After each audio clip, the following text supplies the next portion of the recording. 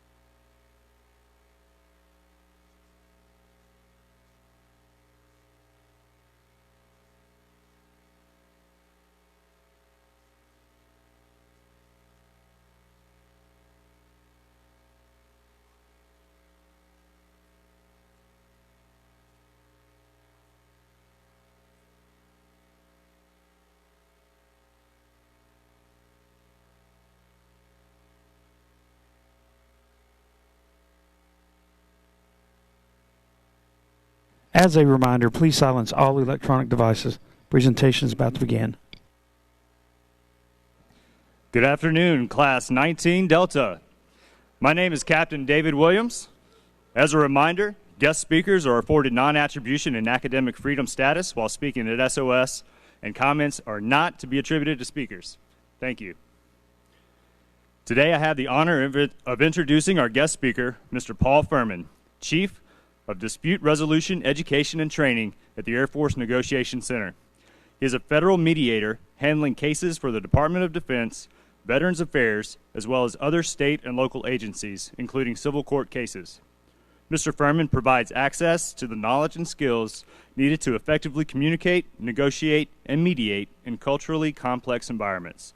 Class 19 Delta, please join me in welcoming Mr. Paul Furman. That's good. Give me a second to walk out. Yeah. Hey, good afternoon. Look, it's great to be with you. Obviously, I'm not going to stay up on the stage. Wow, that's a good-sized group. Good afternoon, though. How's everybody doing? Well? Hey, question for you. I always like to at least start things out very casually. So my question for you is this. I'm just curious out there. Do we have any Philadelphia Eagles fans out there in the room? Yeah. Yes. Anybody from the Philadelphia area? Outstanding. Any Dallas Cowboy fans? Yeah. Okay. Y'all gonna need to leave. Yeah. Well, I grew up right outside of Philadelphia, so I'm a diehard Philadelphia Eagles fan. Obviously, that has nothing to do with the lesson whatsoever. But it's still kind of cool. Give you an idea where I came from. Got a great wife, 4 kids. I work at the Air Force Negotiation Center. How many people in the room actually know that there exists an Air Force Negotiation Center? Be honest, hands up real high. There you go. Look around the room. Look at that. 700 of you, give or take. How many are in the class this time? About 700? And I think 2 hands went up. So this is 700 more people that now know or are going to know what the Air Force Negotiation Center is all about. What we do is primarily we're an education organization.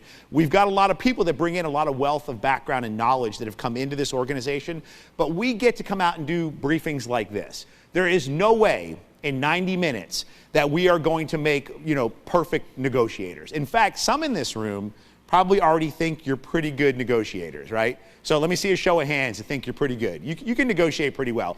You did it in the way back because you know I'm not going to come back and get you. Up here, they're like, no way. I'm not putting my hand up front here because I know he's going to ask me some questions to prove it. You know, here's the thing.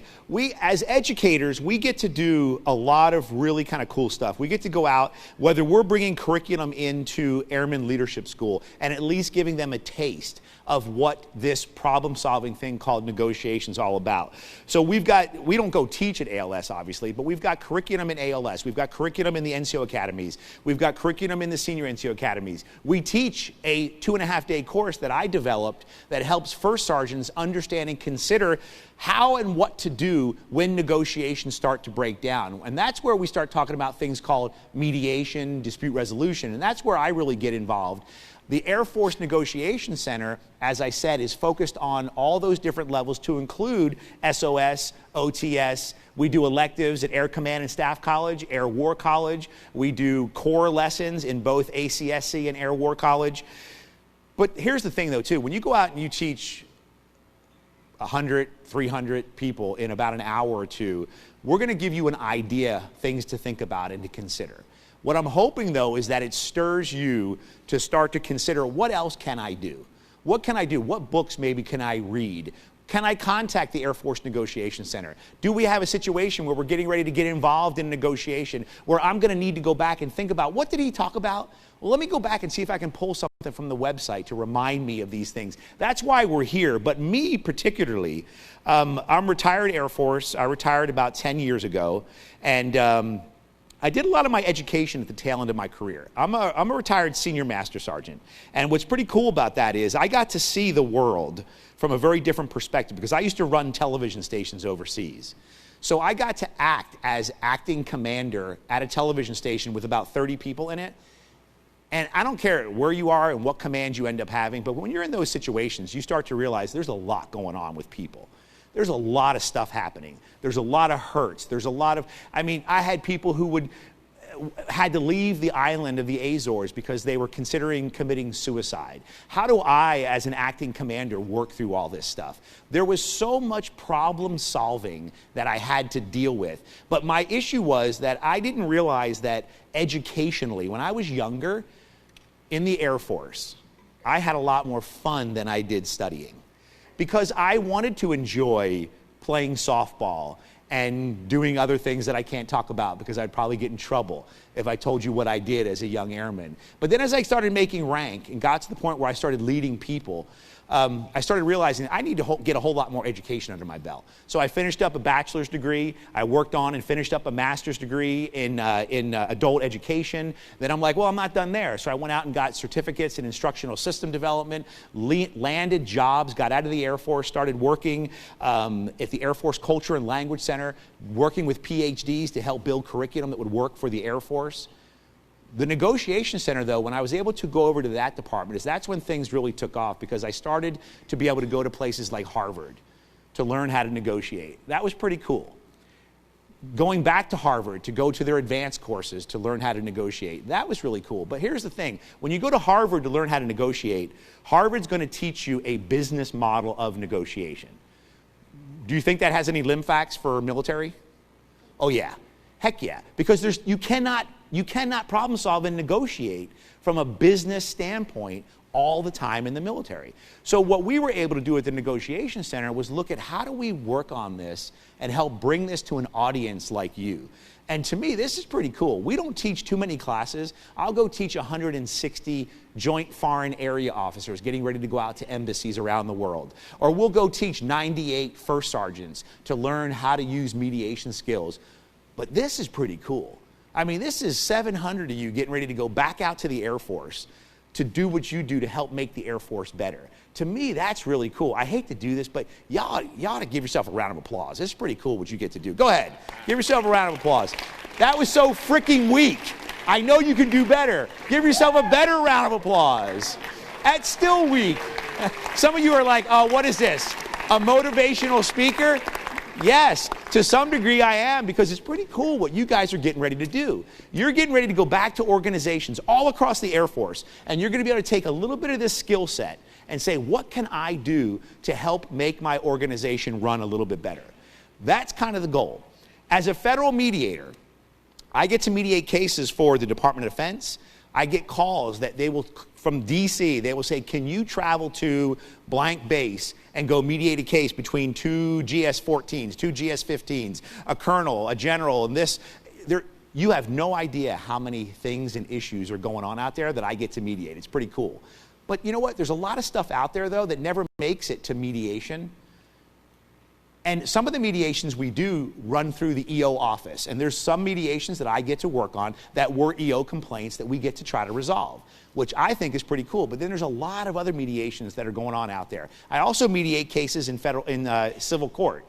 Civil court is very interesting because there's one huge dynamic difference when I mediate cases in civil court. And you know what that is? Most of the time, the parties in civil court don't really give two you-know-whats about ever rebuilding the relationship. But when I'm mediating cases for the Air Force, usually these parties have to go back to work and try to problem solve and communicate with each other. And to me, that's what I care about the most. I'm trying to help them go back and function. I don't care if they like each other or not.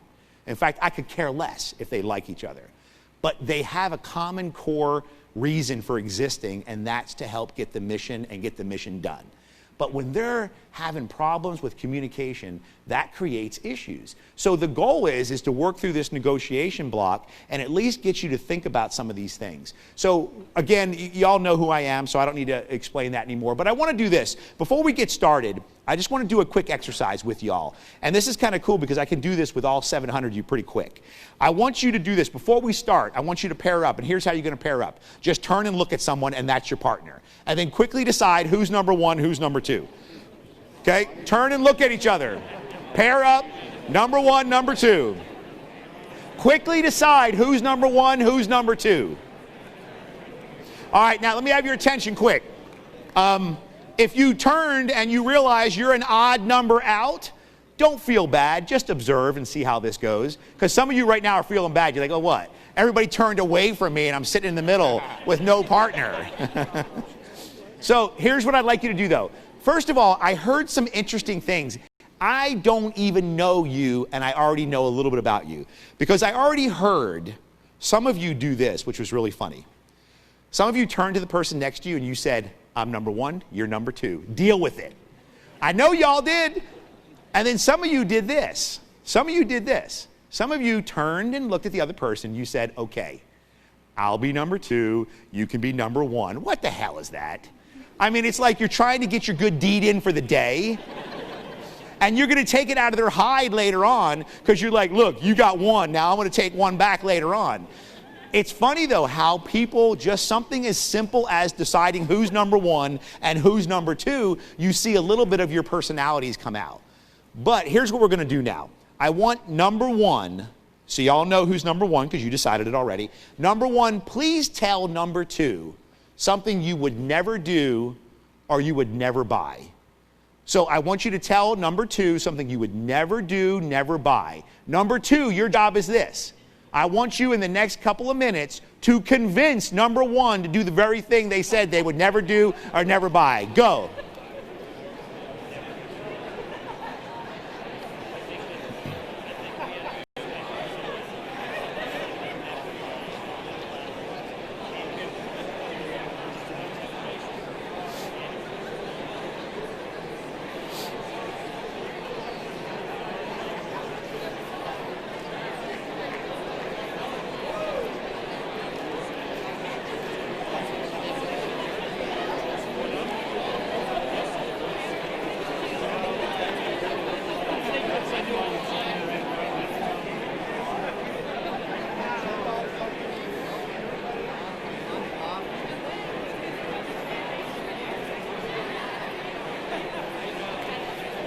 All right, for the love of everything good in negotiation, bring it back in. Now look around a little bit. There will be one or two of you that are looking at you going, I ain't stopping yet.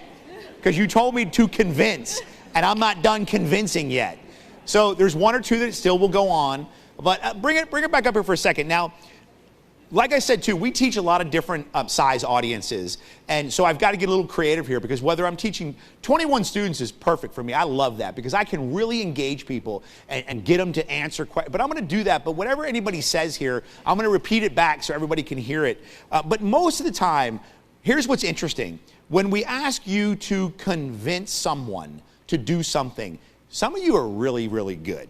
But I just like to hear, though, and we'll kind of just look at this group right here for now. Somebody quickly tell me, what was it that somebody said they would never do or buy, and you went, what? You're like, what? How am I going to convince you to do that? What was it? Somebody share. Hand up real quick. What's that right here? Used toilet paper. Okay, what? Used toilet paper? Or just toilet paper? No, did you say used toilet paper? She's not going to use used toilet paper. Oh, okay. So, here's what she said. She said, I am not going to use used toilet paper. I have never heard that one before. But I have a question, though. For you two. Why was it about a minute in she was going, okay, yeah, I would. I would use used toilet paper. So what's the first thing you said to her? I wouldn't either. You wouldn't either? That doesn't do us any good. Hey, so I have a question. Are there times, though, when in this great Air Force of ours, where you got to get behind things you don't totally agree with, right? And you got to push it down. Maybe the commander says, "Look, this is what we got to do," and you heard in private why it's not so good, but you now are going out together to get this thing to take place and happen. So okay. So you said you wouldn't either, but then did you try to convince her? What did you say? What did you say? First thing out of your mouth. Okay, so picture yourself in Mexico. Okay? Picture yourself in Mexico. And look, I think we need to stop right there. And all you have is this wad of used toilet paper. That's really terrible. That's good, though. That really makes me laugh because I get to hear a lot of different stories, but I've never heard the used toilet paper one. So that's good. One more, really, real quick over here. Somebody over here, what was that you would never do or buy, and you were kind of like, well, how am I going to do this? You're laughing. What was it? I like catching people to start laughing because they don't want to share what it was. It's probably no big deal, but what was it? Who was number one? I was number one. Number one, you said what? I would never eat a turd. No. Oh, okay, look. Here's what they said. Everybody in the back of the room. He said, I would never eat a turd. Is this? All right, hold on now. Look, I get to teach like a classroom full of full bird colonels, right? And I have never heard them say I would never eat a turd or not use used toilet paper. Is this a common theme? Oh, but I like that, though. I like what he said, though, because he made it difficult. I would never eat a turd. How do I stay serious with that? Okay, so who was number two?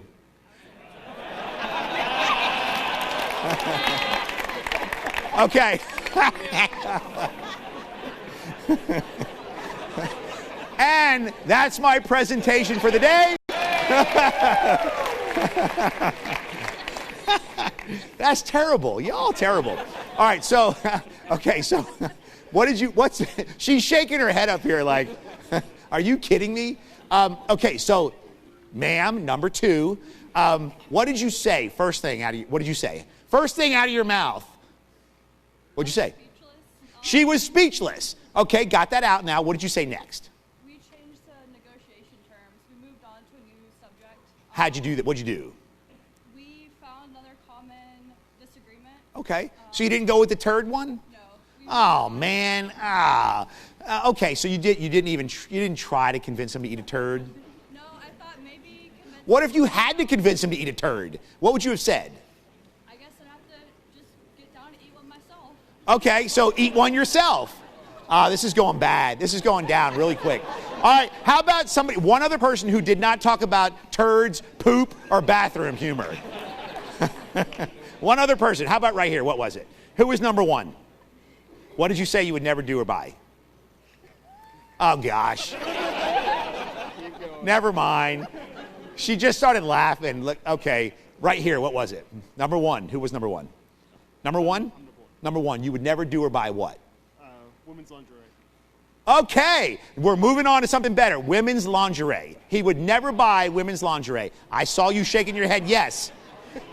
He got convinced in about 1 minute to buy women's lingerie. So what did you say? Were you number two? I was. What did you say? First thing did you say to convince him? I said, hey, you know, it's Valentine's Day coming up, and his girlfriend's coming in town tonight. Okay, he said, okay, let me show you. He put his arm around him, and he said, hey, it's Valentine's Day coming up, and you might need to, what? Buy it for his girlfriend. What about himself? He said yes, yes. Okay, so here's what's interesting, though. When I do this exercise, though, whether it's 20 people in the room, whether it's 700, you can pretty much stick with the percentages. For the most part, let's think for a moment. When I tell you that I want you to convince someone to do something, now the person just told you, right, that I don't want to do this.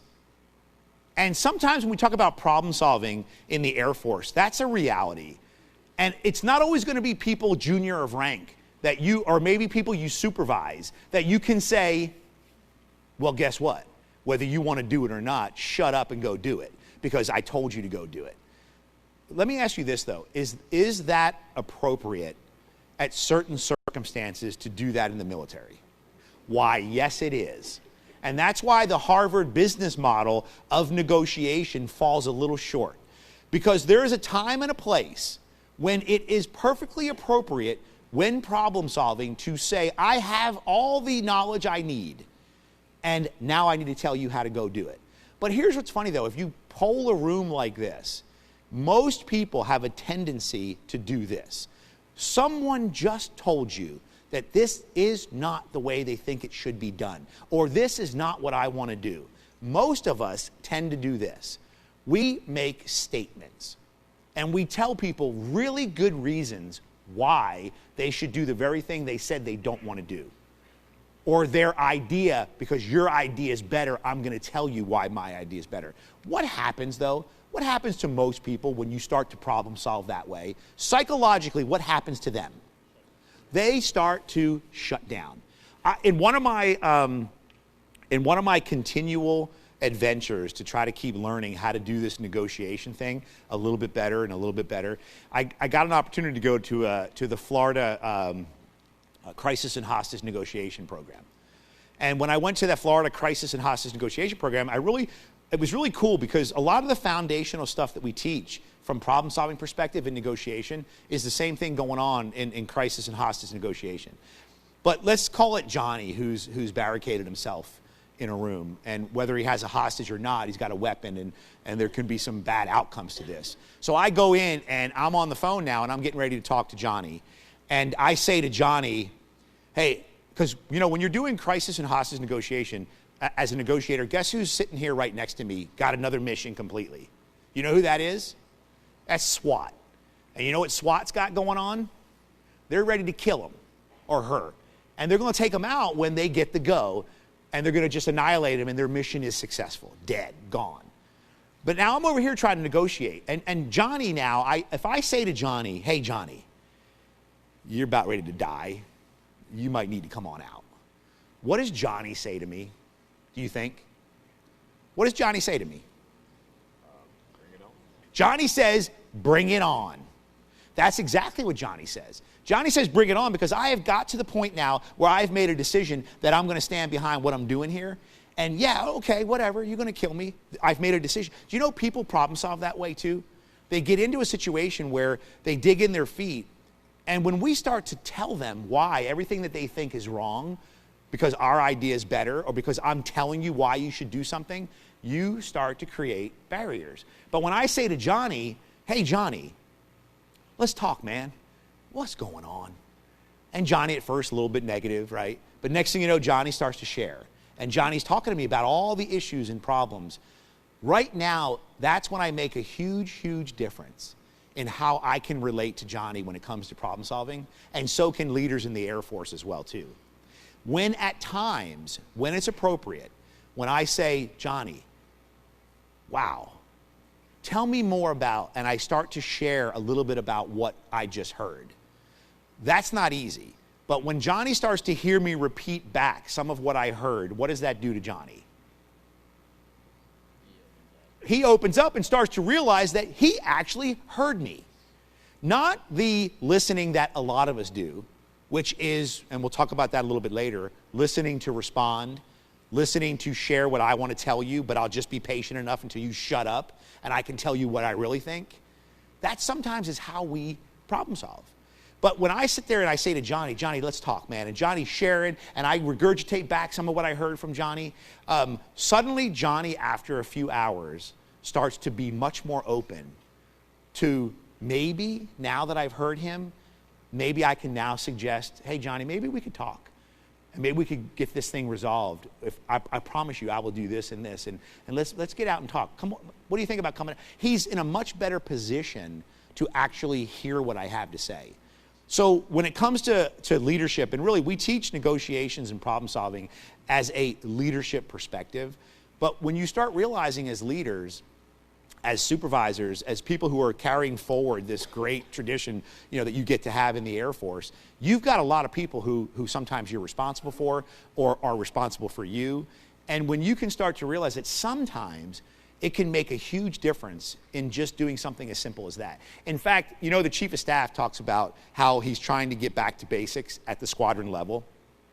Do you know what one of the basic things that he says is he has heard over and over again is problematic at the squadron level? Do you know what it is? A lack of something. And do you know what that is? Say it real quick if you know what you think it is. Trust. Trust. But here's the problem, though. Do I think that our Air Force leaders really lack true trust? I would say I'd argue with that. Here's what I think. I think we give the perception of a lack of trust because of how we communicate with people. Because we are pressured to get so much done in so little time that sometimes we just don't have time to listen and hear what people have to say. And some in this room have probably been in the exact situation where you have gone and you have talked to people in higher levels and higher positions, and you get the perception that they are discarding what you're saying or disregarding it because it's just because they've got so much going on that their brain is on 10 different things.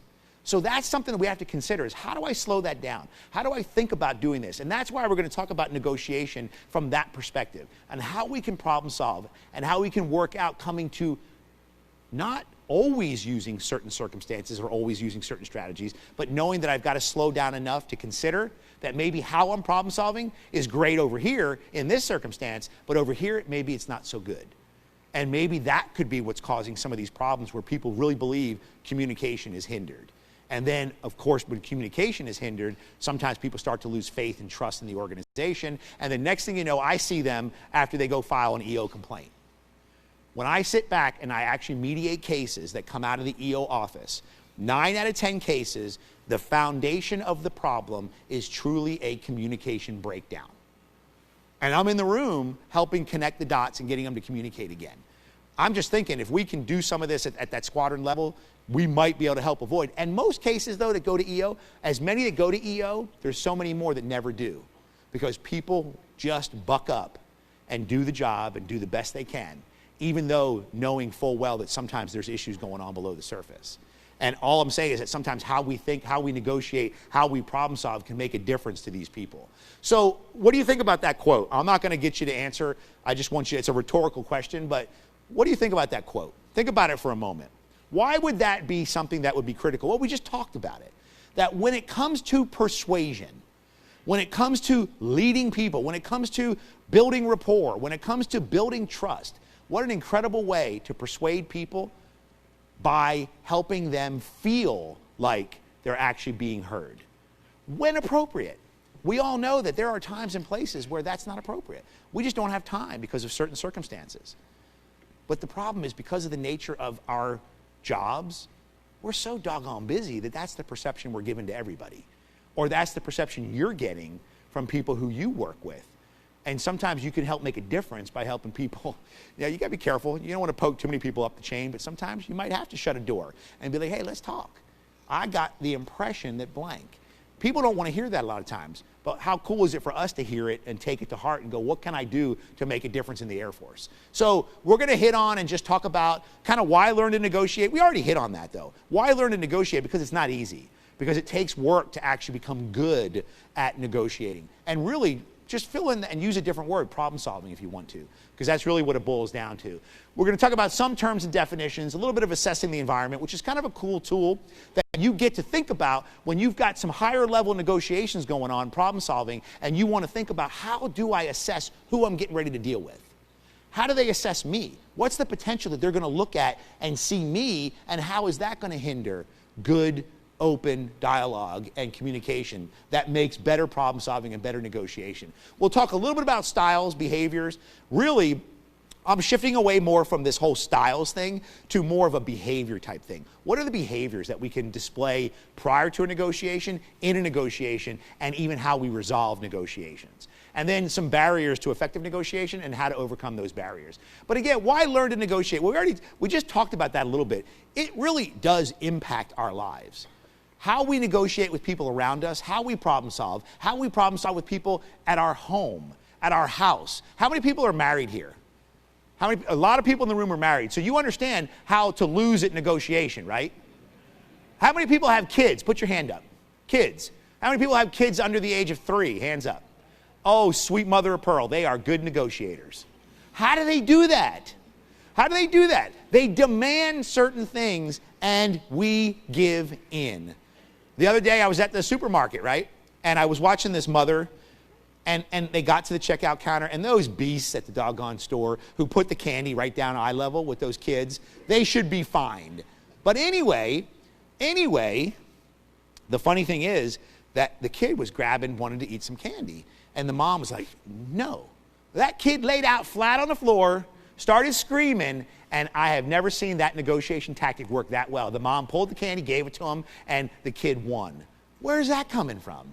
I'm not talking about the mother here. Forget the mother. But what about that kid and that ability to demand what they want and get it? Do you know that we deal with people all the time in this great Air Force that still live that way? You know what I'm talking about, right? They're out there and they're like, I want to do it my way. And when they don't get their way, they start, it's all kinds of problems and issues. We are ingrained in our psyche from the time we are young.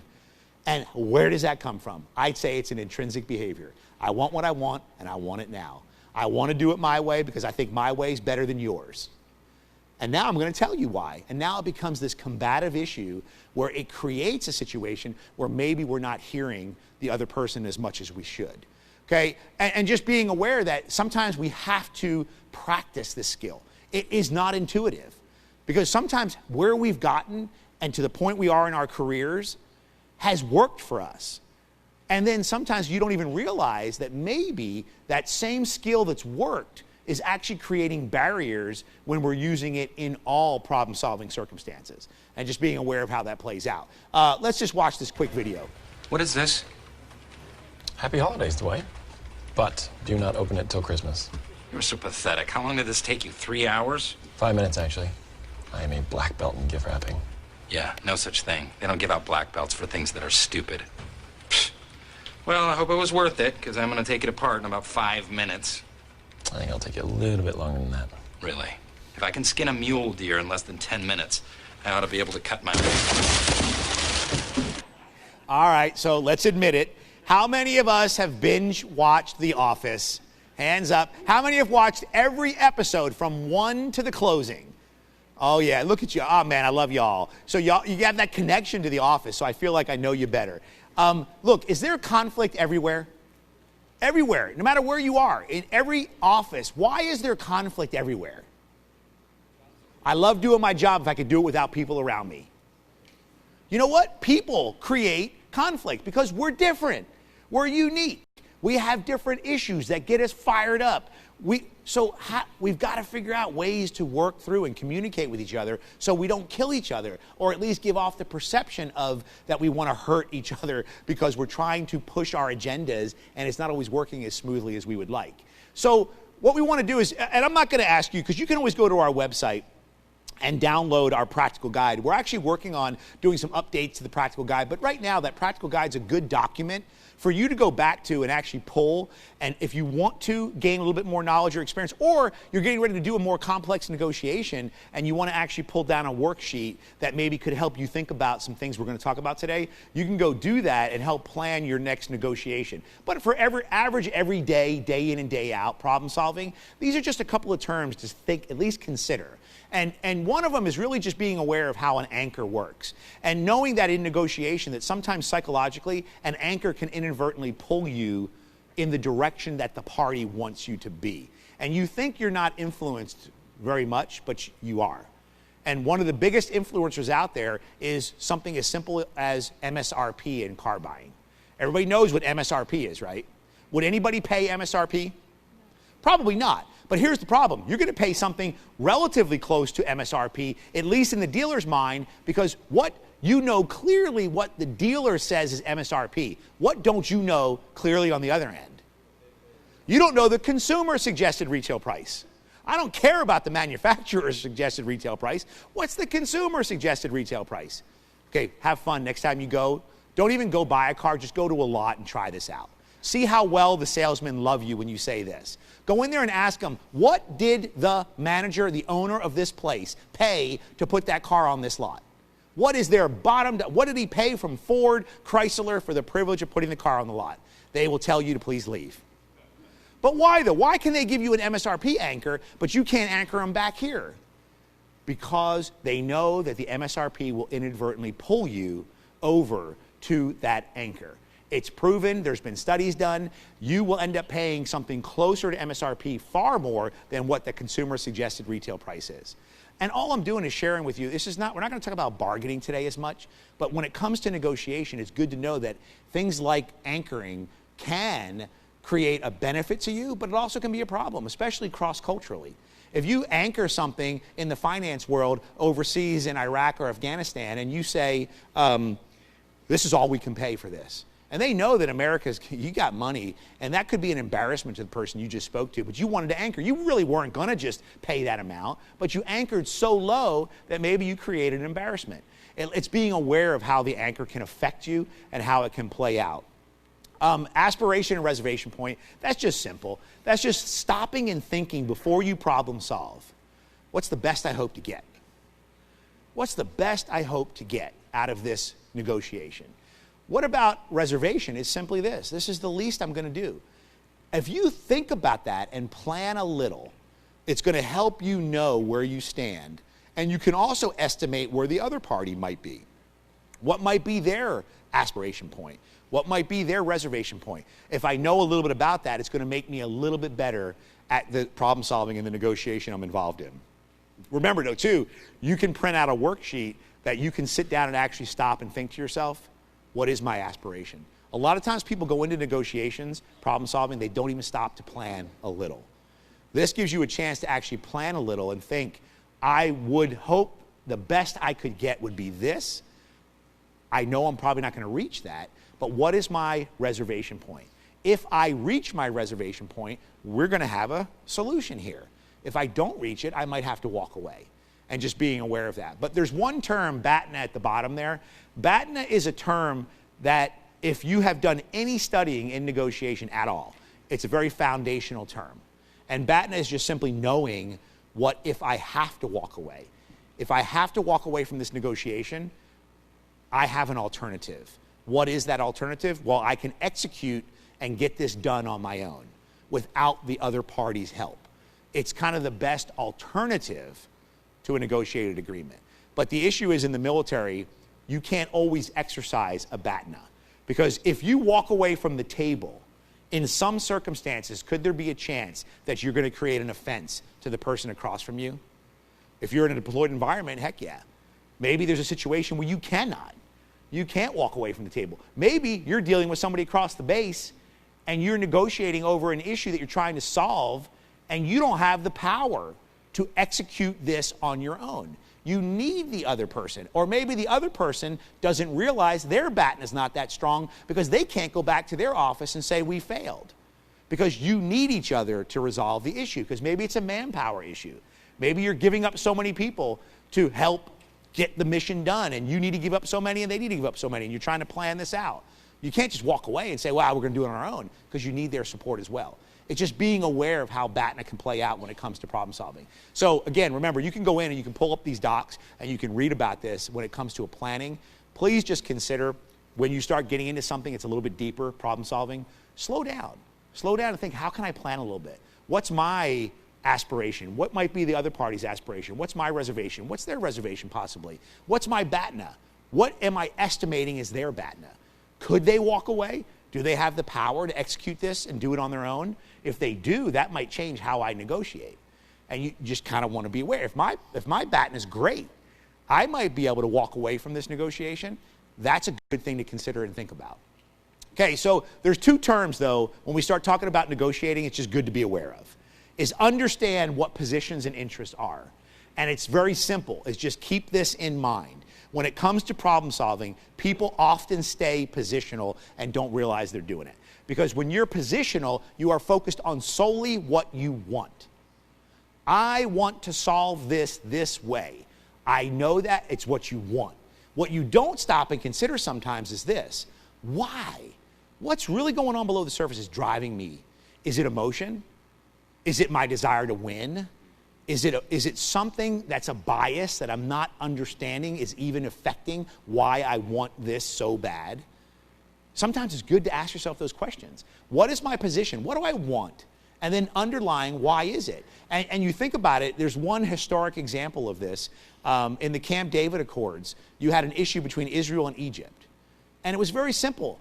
You had a person named Jimmy Carter who actually did a very good job mediating this in what's called shuttle diplomacy. And from a shuttle diplomacy perspective, he didn't put them together because he knew they hated each other. They didn't like each other. But he started asking questions. Positionally, they both wanted the Sinai. They wanted control of the Sinai, Israel and Egypt. But they had different interests. What were the interests? Well, as you started to dive into the interests, you learned pretty quick Israel had security reasons. They didn't want a mobilized force up against the border of Egypt that could come in and attack, up against the border of Israel, where Egypt then could just attack at a moment's notice. They wanted the buffer zone. But Egypt historically owned that land. So now if they stayed positional, think about it for a second. If they stayed positional, what would happen? Couple up here, what do you think would happen if they stay positional? I want the Sinai back. I want to keep the Sinai. Because at that point, okay, I mean, that's a tough deal because Israel had control of the Sinai. Egypt wanted it back. What would happen if they stay positional? What do you think? Somebody just said war. That's exactly right. War. But let me ask you this. Have you ever been in an office environment where people are positional and it almost appears like war in the office? Because sometimes we're not taking the time to not disregard our positions, but start to understand what's going on below the surface that's driving that position. And if I start to consider what my interests are, and then I start to consider what maybe their interests are, I can maybe start to come up with a resolution that's a little bit better than if I just simply stay. Now, if we get lucky, the interests start to line up nicely. But let's not fool ourselves. Not every problem-solving situation is going to be perfectly smooth like that. What you hope is, as you start to get to the underlying interests, you start to understand the other person's perspective a little bit better. And that might lead to things like building rapport. Even if you have to exercise power later on, at least at this point, you've given the party a chance to actually talk and share what is going on. And that can do a lot when it comes to building rapport. Depends, though. Depends on the circumstance. Just being aware of how that plays out. Real quick, when it comes to interests, there's many different types of interests. But this just gives you a quick example of how interest, nobody even laughed at that scan of one of my partners at work. We love the guy, but he's just not that smart. So when it comes to the types of interests, there are multiple different types of interests. But when you think about interests, though, it's so easy for interests for us to misconstrue. So you start thinking and realizing that problem solving here is dynamic. It really is, because I could go into a situation and assume I understand. A perfect example is, again, in a deployed environment, we might have gone in and accidentally blown up some farmer's cattle or sheep or whatever it is. And you know what? We want to make it right. So we send our finance folks in and they're ready to go ahead and settle this out. But they go in and they say, here, we're ready to offer, here's our money. Okay, what is that satisfying? That's a substantive interest, right? Money. We think in America, right, just pay for the loss and we're good. But what do you think maybe somebody in that environment might need? Not that they don't need the money, but they want something else too. What is it? It's definitely a psychological possible interest of what? You just blew up my cows. I want to show my strength in this region. So I want the people in my village to know that I'm a strong guy. So you know what would do maybe something a whole lot better for him? For you to sit down and actually drink tea for an hour or two or three or half a day and actually talk about what this meant to him or her. Now, if they sit and they feel the psychological interest, you're going to start to connect a whole lot better. But we could have missed that completely and thrown a duffel bag of money at them and said, I got to get on to the next 10 farms we blew up. That might not be the best way to handle it. So it's just being aware of how problem solving works in some of those circumstances. So I had mentioned to you that we're going to share a little bit about an assessment tool. I just want you to think about how an assessment tool can help you consider who you're negotiating with. Again, I'm not saying that you're going to use this every day in your office, but you never know. There might be a time where you could think, did I lose maybe some trust with people? Is there an information flow problem because of a trust issue? So this is kind of another quick tool you can use. Go to our website, download that practical guide, and actually pull this document and think about how this plays out. But when it comes to using this assessment tool, it's just simply looking at it from this perspective and saying, what is trust? How does trust work? How does trust influence the flow of information? How does power influence the final objective? How am I going to get this done? Am I going to use power with? Am I going to use power over? We'll talk about that. And then options, how many? 1, 2, or multiple? So when it comes to trust, just be aware that we don't even fully understand sometimes how people view trust. Sometimes trust is critical for people. And the military that you're in right now, you know, when I was I've been with the Air Force now almost 32 plus years. And what's interesting is when I first joined the Air Force years ago, it looked a whole lot different. And now, man, it's awesome because there's so many unique people and backgrounds and information, and we can pull from that as we're problem solving. But it also brings with it, those same uniquenesses can be sometimes a struggle because we don't always understand everybody's background and where they come from and what makes them tick. So sometimes people are very high on things like personal trust, where maybe somebody else is very much more concerned about process trust. As a society, though, which one do you think the United States? Now remember, there's a continuum here, and studies that have been done, that continuum, many countries outside of the United States, Canada, and Western Europe might fall into one area. But what do you think as a United States? Are we more process or personal trust oriented? Process, because we actually have decent processes in place. When you go to a bank and you go up to a bank teller, not that we do that anymore, but for those that maybe still do occasionally, when you go to the bank teller, if you don't know the bank teller behind the counter, do you think they're going to skim 10% off the money you take out? No, probably not. There's no personal trust. I don't know you, but I believe in the processes that govern how we do business, that's probably going to be okay. But then you go into many other parts of the world, and processes are not trusted because government is not trusted. And now you might say, well, we don't trust our government either. Well, I got that. But our processes overall are a lot better established than many other places around the world. So that can be an issue, and people can come into our workplaces with different levels of trust. The bottom line is just to consider, what do I got to do? Do I have to work on, as a supervisor, as a leader, as a future leader, do I have to work on building some trust? Does trust already exist?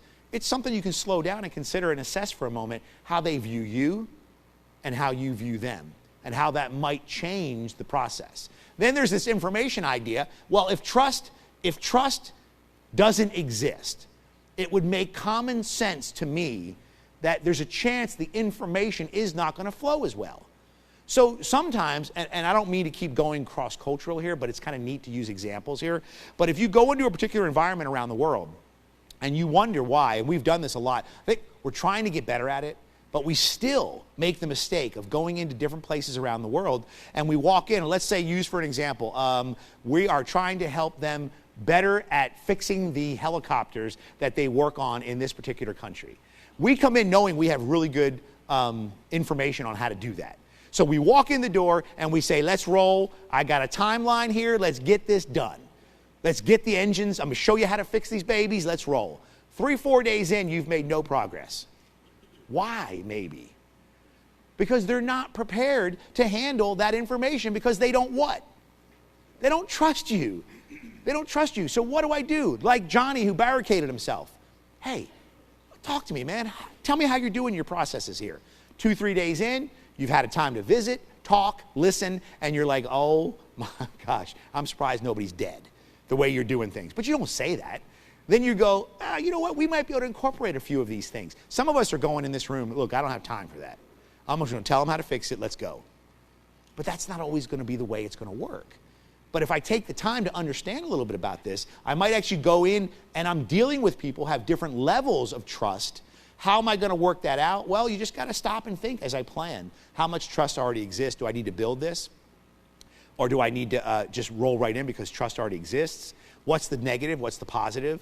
I can think at least through that a little bit. Maybe I don't even care about trust. Maybe I don't care if I harm trust. Well, I might use a particular way to problem solve if I don't care about that.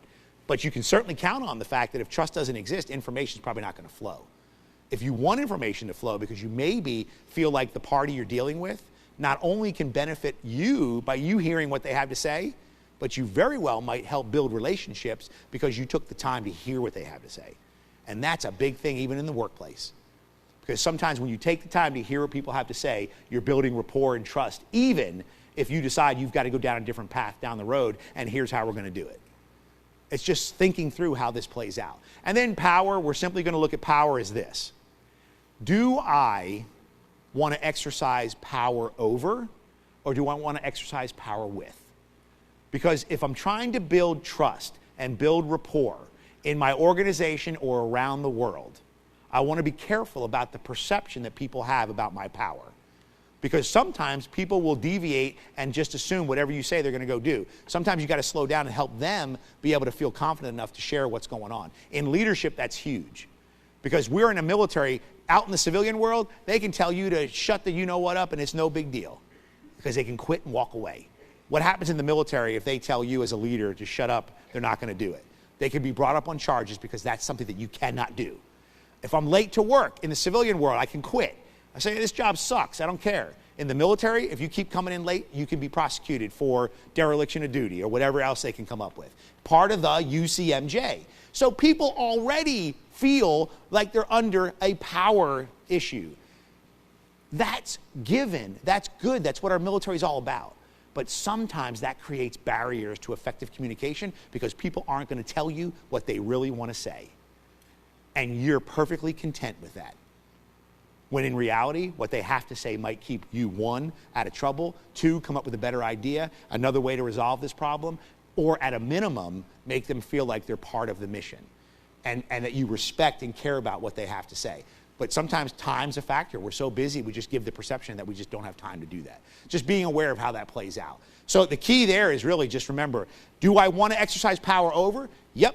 If that's a thought-through decision, then by all means do it. But at least slow down enough to be careful not to just do that indiscriminately in how we lead and how we process and how we problem solve in this great Air Force. At least think about, is it appropriate or inappropriate? Because what am I trying to do? If it's appropriate, by all means use it because it's definitely the right way to go. So just remember, we're assessing trust. We're looking at information. We're thinking about how trust opens up the dialogue for more information flow. We're looking at when it's appropriate, whether or not we want to use power over, power with. And again, backing up to information, sometimes you might truly only want to use your information to solve the problem. And maybe there's a reason for that. Then you're going to have the power then. But if you ever work with somebody who doesn't have the power over you, but they certainly act like they do, sounds like our spouses sometimes. If my wife's here, she'd kill me. But sometimes she thinks she has the power over me. But you know what? Maybe she does, but now all of a sudden we get into a big argument. What about the work? Now, would you think it'd be smart for me just to let her have that power over me? Probably, if I want to have a happy house, happy, family, all that stuff. But sometimes, though, when you think about it in the workplace, though, people act like they have power. You've seen them running around. They got no power, but they act like it. And you're just like, you almost want to just, take their face and just kind of push them and be like, what are you doing? What are you doing? But that's because intrinsically, that's sometimes how we behave. But what about when you have the power? When you have the power, you just got to be careful to use it appropriately. When appropriate to problem solve, use it. But if you're not careful, you're going to give off the perception that that's all you have time for, is telling people what to do. Go get her done. And that might not be the best way to build rapport and trust with people. And in the end, is it one option or many? If it's one option, use power over, you're good to go. Or somebody's going to use power over you and they have a good option. But in the end, if you want multiple options for decision making, then you got to think about how to use this assessment tool to go, I got to work with, build some trust, communicate better, get information flow, use power with, so that I start to actually build and come up with multiple ways to solve a problem. Just being aware of how that plays out. All right, so I'm going to give you a chance to think about this for a minute. I want you to imagine the orange represents a problem. Some of you might have already heard of this. Many of you probably haven't, but I just want you to think about this a moment. You need to solve a problem, okay? The orange represents the problem. The issue is this, though. I want the orange, you want the orange. How do we solve this problem? What do you think? Just one or two. If I point at you, just tell me how we solve it. Cut it in half. Cut it in half. That's what cut it in half. Cut it in half. Same thing. Cut it in half. Cut it in half. What's that? Try to eat a banana. It doesn't exist. Now, all they have is the orange. We got to solve it. What do we do? Quick. Buy it? Fight. Stand up. Did you hear? She said, okay, the orange, we both want it. She said, we're going to fight. You have no idea if I'm MMA trained, though. My last name is Strong. I know. All right, you win. I'll give it to you. Hey, but I have a question, though. Look, let me ask you, though. So we heard basically cut it in half. We heard fight. Are those all appropriate ways to solve a problem? Yeah, they're appropriate ways to solve a problem. There's probably other things you could do, too. But here's the thing. If you stop for a moment and think about problem solving, we just spent probably almost 30, 40, 50 minutes talking about negotiation. We still have a tendency to do this, though. We still have a tendency to solve problems from our intrinsic behavior, which means we typically will go with what's quick. Cut it in half. Cut it in half. We'll split it up. We're good. That's okay. That's a good way to solve problems. Here's the thing, though, too. Fighting for it. If you fight for it, at least stop and consider the second and third order effects of fighting. What does it mean from a problem-solving perspective when you fight? That means you are going to do it your way. But that's okay, though. That's a good approach. If I decide that that's the right approach, then use that approach to problem solving. But the issue is that sometimes that is not going to yield the best results. Most in the room would probably say, cut it in half. Okay? In fact, show me your hands who thought, yeah, just cut it in half. Put your hands up real quick. How many said, just take it? Put your hands up. You were like, yeah, I'm going to take it. I sized him up. He's old and gray. I'm going to take it. You know? Again, you got to assess that, though. You have no idea what kind of training I have. But again, it's a good approach, but you have to think of the second, third order effects. What about this? What about if somebody just simply stopped and slowed down their roll for a moment and just said this? Remember, positionally, if we stay positional, just remember, don't worry about Webster's definition of positions and interests, but just think of this from the Air Force Negotiation Center perspective. If you stay positional, you're probably going to start butting heads with people. But the orange, I want it, you want it. Are we interest-based or positional here? We don't know anything about what. Why? I have no idea why you want the orange. I have no idea. Well, you'd like to hope I know why I want it, but I haven't shared or talked about it at all. Sometimes problem solving ends up being just like that. I'm going to take it because that's the quickest way to do it. So I'm going to take that orange at the expense, second and third order effect of possibly harming the relationship. That's okay if that's appropriate. But if I just say, why do you want it? And she says, wow, I just want to cook a cake, and I want to use the peel to cook with and put it into the icing of that cake. And I say, look, I just want to eat it. So simple, but we just don't take the time in problem solving to actually ask what's going on below the surface. Why? And honestly, frankly, sometimes you don't have time to do that. But at least I'm asking that you stop and think for a little bit. Take the time to at least consider, can I afford not to have the time to problem solve from a slightly different perspective that allows me to dialogue a little bit about what's going on behind the scenes. So then if I have to make a decision to solve it my way, I'm at least better prepared to know that I'm not going to get caught off guard by the second and third order outcome of that. So as we, and this time's going to go by so fast, we're almost down to where we really only have about 30 minutes left. But I'm just going to go through and I'm going to help you at least look at this and use this as another way of assessing the environment. And look at this and say, this is not a target that you want to hit in the middle. All I care about is that you stop and think. When you start thinking about how task and people orientation works, that there are different behaviors that you can use prior to a negotiation, in the middle of a negotiation, or to actually wrap up and solve a problem. A lot of times in the military, where do you think people tend to reside when it comes to problem solving? What area do you think up there? What do you think? What quadrant?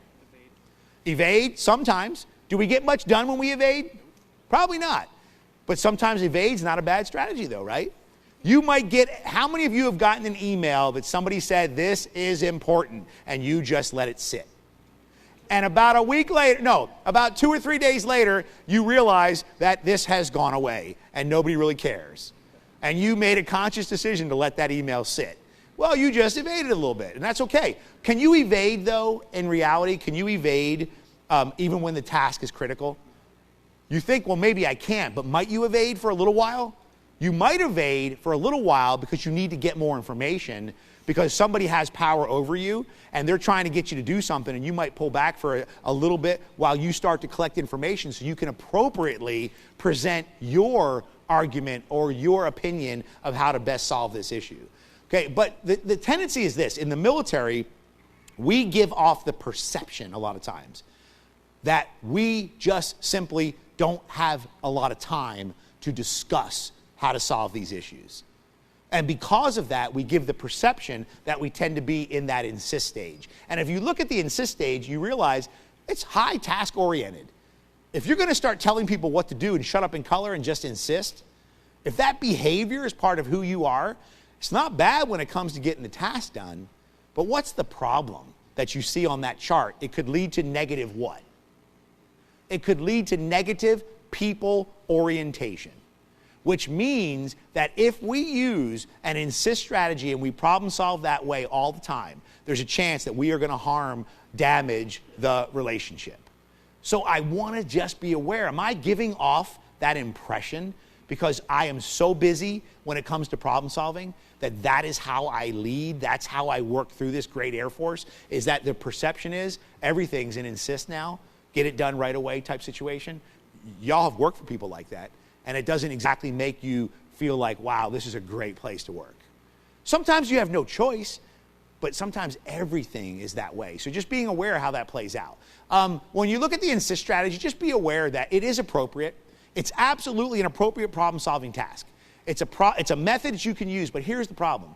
Prior to ever entering into a negotiation, you might decide, hey, is that my intrinsic behavior? Do I tend to give off because I just don't feel like I have any time to get anything done? That certain circumstances when people might need to have my ear, that I'm instead just giving off the perception of just shut up in color and go get something done? Well, just be aware, though, that there are appropriate times to use this strategy. Just be careful when you do use it, that it is appropriate and you're not going to end up harming the relationship when it comes to problem solving, especially in a cross-cultural environment, because you can create some serious issues cross-culturally where you create an issue where someone starts losing face just on how you insist. And let's look at this and see the insist strategy at work, or the behavior of insist. One more shot, we'll start killing hostages. That's the leader. Send someone to negotiate. I've never negotiated. Mind if I try? No, sure. We're sending somebody in to negotiate!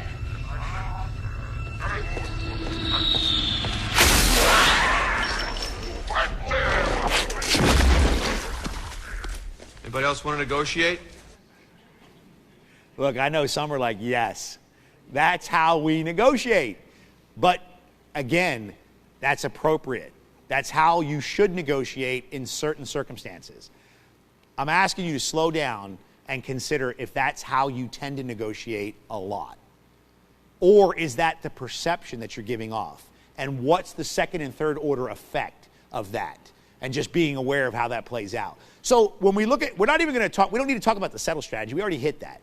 The settle strategy solves a little bit of your needs, a little bit of their needs, and it has a time factor here, where sometimes you don't have time to maximize the results. So you use a settle strategy so that you can get it done a little bit quicker. Okay, you might end up, like we said, being in a comply mode. You think comply, really? Well, if the task isn't that critical, you might be in a situation where you made a decision and a behavior to not even enter into a negotiation. Somebody says, here's how we want to do it, and you say, all right, go do it. You're using a behavior strategy that says, or you could be in the middle of a negotiation over multiple different issues, and you might say, look, in the beginning, you might comply with someone to start to build rapport. You say, that sounds good. Yeah, let's do it your way. Because later on, maybe you know there's something much more critical that you want to try to get out of this negotiation. So you might, like I said, use these behaviors prior to a negotiation. You might use them in the middle of a negotiation, and you might wrap up the negotiation deciding that you need to switch back over and say, here's how we're going to do it, shut up.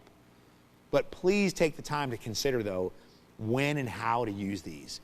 Go back and pull the practical guide when you start thinking, wow, now I'm getting ready to do this a little bit more serious, and I might need to actually think about negotiation, use the typo model, consider how the negotiation behaviors, how this chart might help me think through how do I negotiate? How do I problem solve? What should I use? When should I use it? It gives you a chance to kind of think through some of that when it comes to problem solving. So what the goal is this, though. You're not going to always move to the top right quadrant, but when appropriate, and I would say more times than not, if the task is critical, obviously you got a plus up top there, and then on the far right, the relationship is important, that you want to foster it, build it, repair it, but you realize it's critical that I actually pay attention to the relationship. Then you're going to need to think about maybe now moving into the Harvard model of negotiation, which is really thinking about how do I think about how a cooperative process helps me problem solve. And then that's where you come in here and you start thinking, well, what is this idea? I talked about the orange, I talked about positions. This is what we call from the interest-based model that really the Harvard School actually started to use. Fisher and Ury, Getting to Yes. Anybody hear of that book? Fisher and Ury, Getting to Yes? Hands up if you've heard of that book. Okay, Fisher and Ury were sort of the pioneers of business-type negotiation. But again, you cannot tell a military audience that you've got to live in this quadrant. What you have to consider is when appropriate, you can't afford not to.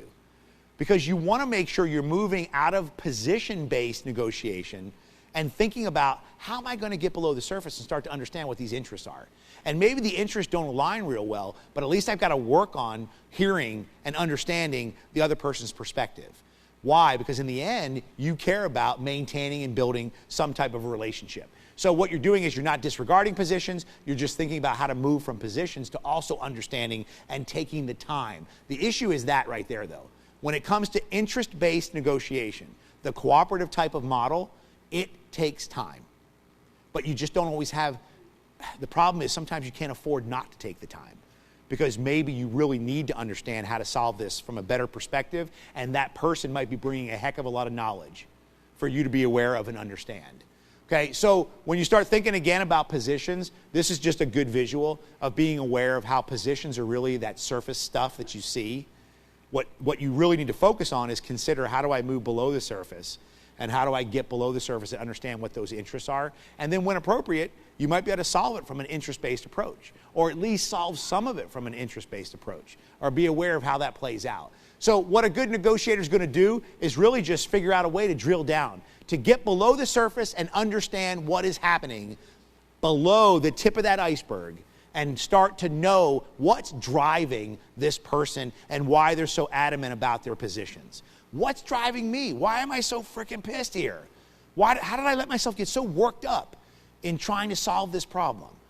Why is my emotions now getting the best of me? Well, guess what? That's part of who you are. And we're going to talk about that just a little bit to wrap up this lesson. Okay, to do this, though, you've got to practice good active listening skills. And just like when I had Johnny barricaded and I'm making a phone call to Johnny and try to talk to him, I have got to stop using poor listening habits. And in a little bit, I'm going to share with you a little bit about how poor some of those habits can be. But I've got to let Johnny know. I've got to let my people know who work for me or work with me. I've got to let the person across the base know that I'm getting ready to negotiate with, that I actually care a little bit about what they have to say. It's going to do a lot to try to build rapport and try to help you at least come up with a better possible solution than you ever could have come up with on your own. So just consider what it means to be an active listener. It's painful. When I mediate cases for the Air Force, it is painful to sit there in a room and hear and listen to everything that they're saying and then follow up with good questions based on what I'm hearing. That's what an active listener is all about. And that's something that's really important when you start thinking about problem solving from an interest-based cooperative perspective, is knowing that all the other behaviors are perfectly appropriate. But at times you can't afford not to take the time to hear what another person has to say. And then when you're doing that, everything matters now. Your body language, how quickly you check your watch while they're speaking. You've just lost them. One quick check of the watch and you've just said, I don't care. I don't care about what you're saying. You might not realize it, but your body language says a lot more. And it's being aware of controlling and practicing. One time I was mediating a case and I was doing a telephonic mediation. One person was in the room, one person's on the phone. I'm mediating between the two of them. Okay, the person on the phone started blabbing some stuff. I'm like, and the person sitting next to me, while they were talking, the hard part was the lawyer was the one that was on the phone though, while the two parties were in the room. And the party in the room over here and the party in the room were sitting across the table from each other. And while the lawyer was speaking, who's repping the person, I rolled my eyes. And I went, oh, crap. If he saw me roll my eyes, what do you think that just meant to him? Man, I'm trying to be a neutral here. I'm trying to be independent. I might have just lost my neutrality just by simply that type of body language. Just being aware that sometimes that's the perception we're giving off, though, because we're so busy. That people really start to believe that we just don't have time to hear what they have to say. And for a lot of you, man, that's up the chain. You go back and you're dealing with that kind of stuff back in your squadrons. How are we going to do that? Well, we're going to keep bringing this, hopefully, this material to all levels of people across the Air Force so we can start thinking about how to do this a little bit more appropriately. So we're going to wrap up here and just talk a little bit about barriers and just being aware that I can teach you how to negotiate. You can practice negotiation. You can sit in a room and sit down across from somebody and practice this skill set. You can practice being an active listener, but now there's all this other stuff that comes in. And that's why I want to talk a little bit about some of these things that get in the way of good problem solving. How many of you have heard of Systems 1, System 2 thinking? Hands up real high. So most of you have heard this, so I'm not even going to talk too much about this. I'm just going to tell you this. Systems 1, did you get it here or did you get it in college somewhere? Hands up here if you got it here. Yeah, nice. All right. So I'm not going to share much on this except for one thing. Here's the deal. If you're a Systems 1 thinker, there's a good chance you already are creating an environment where you're probably trying to resolve issues knowing what the solution already is. I know how to fix this. Let's just roll. I have gone through life. I have gone to college. I understand a lot. A lot of us in the room really think we understand a lot. And some of you really do. But remember, Systems 1, sometimes we don't look for the alternatives. We don't look for and brainstorm and open up and start to consider maybe there's another way to solve this issue. And just being aware of how Systems 1 and Systems 2 can impact how you problem solve and being able to talk about that. Knowing that some of our senior leaders suffer from Systems 1 behavior. Why? Because they've done it so long that they think they know how to do everything now. I've seen this. I've done it. Problem is, systems one thinking means you're shutting down the opportunity sometimes to allow somebody else to weigh in and maybe help come up with some better and new solutions. And that sometimes is part of the problem, is we get into our habits. Sometimes we call it thin slicing. Anyone ever hear of thin slicing? We thin slice because our brains are aware of how to solve most minute issues. But the problem is sometimes those issues that we're dealing with are not as minute as you think. And when you start to hear and slow down, you realize, oh crap, I might have been off a little bit. But I took the time to hear and listen and figure out maybe the other person's perspective helps open up my aperture a little bit and see it a little bit different. Again, I popped that book up there, just a good book, Thinking Fast and Slow, if you're interested in wanting to read a little bit more. Sounds like you're getting a decent amount of Systems 1, System 2 thinking here, so you might want to disregard that. Again, habits of mind, bias. Do y'all think you have some type of bias? Absolutely. All of us come and are raised from a certain part of the country. We maybe don't even originate from this country. Who we are and how we think, so much has gone into that it sometimes creates certain biases. Okay, when you think about it, when you think about some of these biases, you realize that we all have a lens that we see the world through. When things hit us, we filter it through our lens to make sense of it. But sometimes people have very different lenses. So what you communicate to one person goes through their lens, and they might not hear it the way you intended it. When it comes to problem solving and negotiation, that happens a lot. We say one thing, but the person receives it completely different, and vice versa. You receive information through your lens, and sometimes it gets distorted, and you hear it differently. So that's another reason why we have to slow down our roll and take the time, especially when we see body language. When you say something to someone and you can just tell, a lot of times we disregard body language, but someone literally, like, their head cocks over to the side and they're like, what? But we're rolling on. We're good. We're not going to stop and try to make sure that they understand what we're saying. Sometimes we have to do that. We've got to slow down and think about that. We got to make sure and be aware that sometimes these biases that we have just heighten or enhance that System 1 behavior. I know it's this way because this is the way it's always been. Just be careful when it comes to problem solving, how that plays out. So what are some of these biases? Again, we'll go through these very, very quickly, but I think about confirmation bias. I mean, obviously you can read some of these biases and know that we all have them, but I think of confirmation bias. Has anyone ever studied or been aware of Operation Anaconda? Put your hand up high if you've read a book about it, studied it a little bit. Operation Anaconda, okay? So this mission is taking place in Afghanistan. And we knew through intelligence that the basic threat would appear like it was going to come from villages and people on the ground. But over time, as this mission got ready to launch, new intelligence started coming in. And because of confirmation bias, which creates an issue where we want to hear what we want to hear and discredit what goes against what we believe. Well, even as military operators, through Operation Anaconda, they started getting in new intelligence that said, it might not just be threats coming from these villages where they believed people were holding up. They're starting to get more credible information that says that maybe in the mountains there might be some weapons and some encampments and some things that could wreak havoc on flying in helicopters and bringing in troops because they controlled the high ground. But you know what happened? The military planner said, I don't think anybody said this out loud, but it became an issue where we were so ingrained and so ready and so embedded in our position that we didn't slow down enough to realize all of us have some inherent bias. And we went in, we conducted that mission, and we realized really quick, oops, wow, there is a lot of weaponry tucked away in these mountains that rained down some hell on some of those people in Operation Anaconda.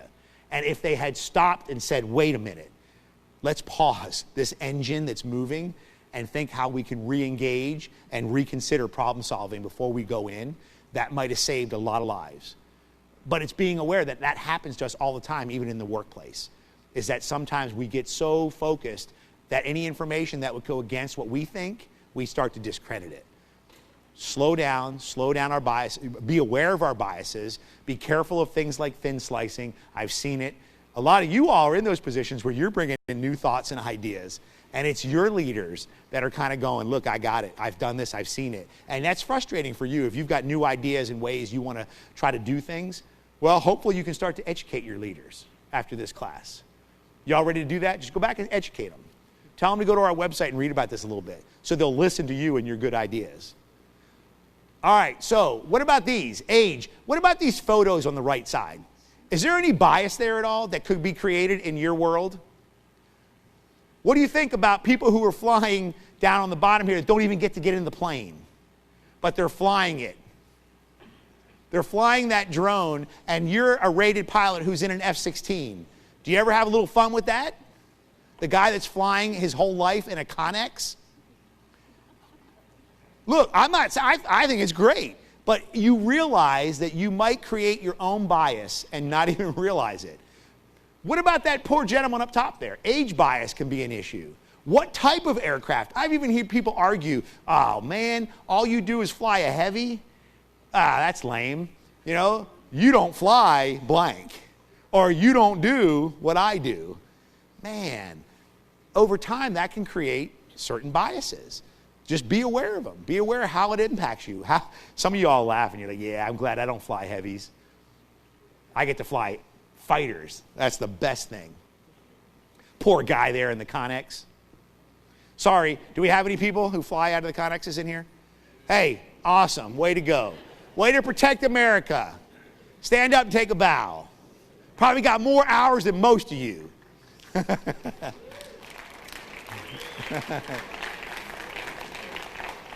Hey, look out. Enlisted are coming to get your job. All right, so what are some additional barriers? As we wrap up, here's what I want you to do. I want you to think about this a minute. I want you to put yourself in this position. I want you to really close your eyes.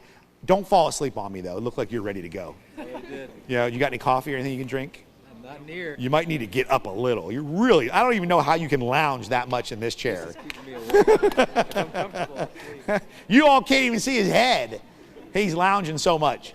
Here's what I want you to do. I want you to put yourself in this position. Okay, you are on a ship. Okay, you got me? You're on a ship. Picture it. You're on the ship, and the ship's going down. It's sinking. Don't fight this, okay? You can't fight the scenario. You got to work with me here. The ship is sinking. On that ship is you, your spouse, if you don't have one, pretend, and your mother. Same thing. I lost my mother a long time ago, so I have to pretend. So on that ship is you, your spouse, your mother. The ship's going down. There's one life raft left. You must get in the life raft. There's no heroes here, so you can't hold on to the life raft. There's only enough room for one other person to get in that life raft with you. Who do you bring? Do you bring mama, or do you bring your spouse? So hands up real high, look around if you said mama. Hands up high, mama. Really, be proud of it. Don't go halfway up. I mean, go up proud, mama. All right, so some of you who said spouse now, all of you who said spouse, raise your hands up. Look around the room, okay? Here's what's funny. When we look at United States, Canada, Western Europe, when that question, or before I go there, I want to ask you one quick thing. Who said mama, though? I know there's one that said mama over here. Somebody said they would definitely take mama. Why? She loves her mama, but that doesn't tell me why. Are you married? Nope. Okay, I said pretend. You could pretend, but you want to take, if you were married, you think you still take mama? She said her mama has been taking care of her whole life. Okay, let's go with that. Did one other person say mama back here? Who said mama? Be proud, be loud. Who said mama? Come on. Right here. Yell out real loud. Why would you take mama? Did you hear what she said? Oh my gosh, let me repeat that, because y'all gonna love this. She said you can get a new spouse, but you only have one mama. Who was that again? Who was that? Was that you? Who said that? Are you married? Dang it. Look, a lot of people say that and they are married, and I ask them for their cell phone, and they're like really nervous, thinking I'm going to call their spouse and say, are you aware that they're going to take mama? And most of them say, yeah, they're aware. They know that. So real quick, so obviously, who's married here and said they would bring spouse? The spouse, why? Well, I mean, because I love her. Okay, because I love her. Okay, good, I got that. Who else? I feel like that's what my mom was. That's what the mom would want. In fact, that's true. Some mothers would say, I'll go down with the ship. Not all. Not all mamas would. Some mamas would say, I'll go down with the ship. I've lived a good long life. You go. But when researchers, anthropologists did this in like Heathrow Airport, where you've got a lot of people outside of Canada, Western Europe, and they asked that same question. What do you think happened to the percentages? They flipped when you got outside of United States, Canada, and Western Europe. And the reason it flipped, most everybody gave the same response that you gave over here. When you said the primary reason why they said they would keep and take mama with them is because you can always get another spouse. And now here, most of us would start thinking, oh man, that's just wrong. Remember though, the lens that they crafted that has created how they see the world is their lens. And how they take information comes through that lens to them, just like you. But yet we're so quick to say that is wrong. That is wrong. This is right, and this is right. Again, I know there's some things that are absolutes. I think we could agree. But there's so many things because of how people and who they are and how they've been raised that just creates differences in how people problem solve. And just being aware of how that plays out. When I do exercises like this, sometimes I'll you know, how much time do we have? Not enough time to do it. But I'll grab two people and I'll say, just go over here and hold hands. And it's either two guys or two girls. The guys are great. Girls don't have much of a problem with it. Guys, though, they're all anxious and nervous, and their hands are sweaty, and they're like, because they stand side by side, they don't know what's going on yet. But then I say hold hands, and they freak out. Absolutely freak out. Most of the time. And then we talk about it. But I also ask them to walk down and walk back. That's even better. When they walk hand in hand, a couple guys. But then I start asking them and talking about sometimes in certain environments around the world, and many of you have already been there, if we're not careful how we react, we can create barriers before we even start communicating in just how we behave, because we take our lens and we stick it on everybody else and say, this is how you need to think too.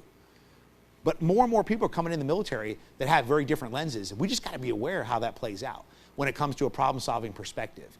So not a lot of time to focus on that, but just being aware of how that plays out.